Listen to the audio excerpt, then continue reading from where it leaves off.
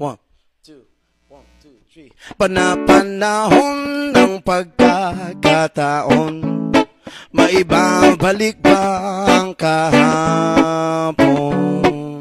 2. Natatandaan mo pa ba nang tayong dalawa'y ang unang nakita? Panahon ng kamusmusan sa piling ng mga bulaklak at halaman. Doon tayo ay nagsimula